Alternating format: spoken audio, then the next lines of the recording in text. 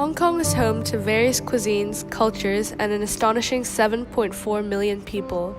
However, it is also a city with over 1.3 million people living below the poverty line, struggling to survive in one of the most expensive cities in the world. Hong Kong's wealth gap has widened significantly, with the richest household earning 44 times what the poorest are. Through a survey that we conducted, we found out that students in Island School are quite unaware of hunger in Hong Kong, with 20% of them thinking that hunger in Hong Kong wasn't a major issue.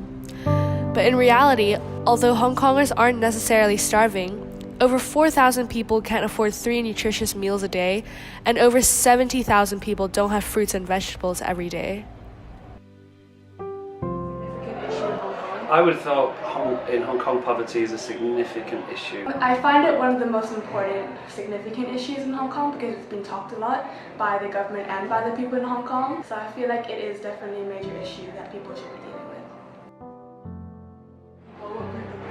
I would say the people most affected by poverty are the rank and file Hong Kongers who live in very small accommodation. Their wages are not great and the cost of living is very, very high. Like probably elderlies, people in cage homes because it's really hard for them to support themselves. If they don't have any other family to support them, then it's very hard for them to support and get money. The 6 groups that are most affected by poverty are residents of subdivided flats, low-income workers, women, children, the elderly, and ethnic minorities. I think you said it. I think awareness is the key. How we treat people with clean is how we treat people that do what we would consider to be menial tasks. We could start to influence this generation to realise we're all first-class citizens and see where we go from there. There are groups in Island School that are doing something now and have done previously, and Island School is doing something about it, but if it's actually doing anything or affecting the final outcome is the question. I don't know if I'd say Island School students, I think people in general. UIP last week, have a look at the food that's left lying around, things are just abandoned. I don't think that we're properly aware of what we're doing to the environment, and I don't think we're focusing on our own waste. We talk about green week, we talk about switching lights off, but we're quite prepared just to walk away and leave things to blow in the wind. Yes, like plastic cutlery from the cafeteria as well. Yeah, if they don't want it, they won't eat it, and then it'll just get dumped. I'm not aware of what the Hong Kong government has done. I'm aware of what some of the students have done in terms of poverty. Not really. No.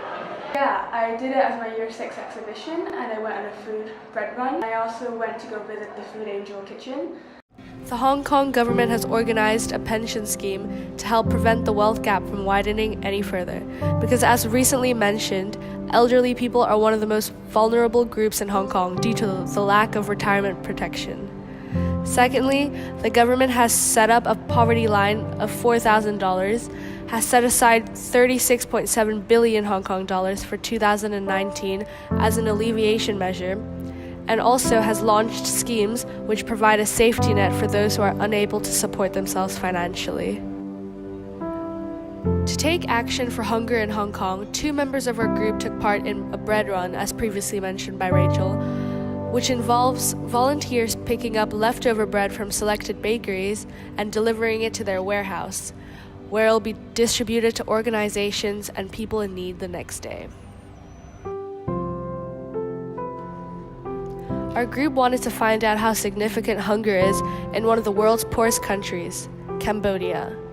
Although Cambodia's poverty rates have halved from 53% in 2004 to 20.5% in 2011, a large number of Cambodians are still at risk of poverty, as just the loss of 2.3 Hong Kong dollars per day in their income would throw about 3 million people back into poverty, doubling the poverty rate to 40%.